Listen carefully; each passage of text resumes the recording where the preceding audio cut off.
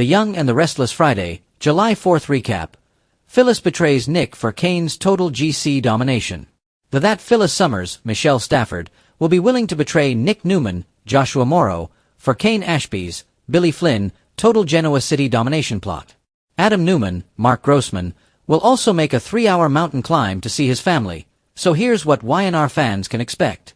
For starters, Kane will claim there's been progress on the tracks, so his guests can hopefully leave by early next week if they want. Victor Newman, Eric Braden, will take a walk with Kane and admit he's stunned by everything he's accomplished. Although Victor will hit a nerve with some comments about conman Colin Atkinson, Tristan Rogers, he'll ultimately suggest to Kane that they should be allies instead of adversaries. Of course, Victor will still make it clear that Chancellor is off-limits and will offer some reassurance to Nikki Newman, Melody Thomas Scott, as well as Nick later. While Nick, Victor, and Nikki are all chatting on the train, Adam will arrive out of breath and a bit disheveled. After bribing someone to tell him where Aristotle Dumas' chateau was, Adam will admit he made a 3-hour climb up the mountain. Adam will offer updates on Arabesque making all sorts of property grabs around town, including the recent GCAC purchase. There'll also be some talk about Dumas buying the Chancellor divisions that Nikki sold off after she deemed them redundant. Adam will assume the partygoers have met Dumas by now and will guess it's Colin, but he won't be surprised over the news it's Kane since that was his second guess. Adam will eventually mention Chelsea Lawson, Melissa Claire Egan, running into Kane in Genoa City, so Nikki, Victor and Nick will realize there's indeed a way off the property. Nikki will be eager to get home to Victoria Newman, Amelia Heinley, and Claire Newman, Haley Aaron, but she obviously won't know about Cole's demise since there's been no cell service. Adam won't have that info either since he left before Cole's tragic end. As for Victor, he'll hint about a plan.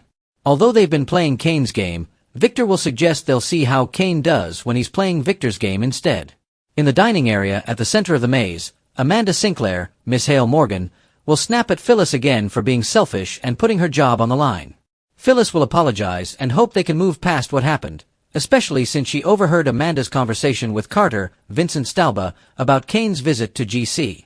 Amanda will act like Phyllis misunderstood and won't be happy about her eavesdropping. However, Phyllis will know what she heard and will promise not to tell anyone that there's a way off the property, but she'll want answers in return. Amanda will complain about Phyllis blackmailing her, but Phyllis will deny it and suggest she just wants to be a team player. When Kane pops up, he'll wonder how far Phyllis is willing to go to prove that.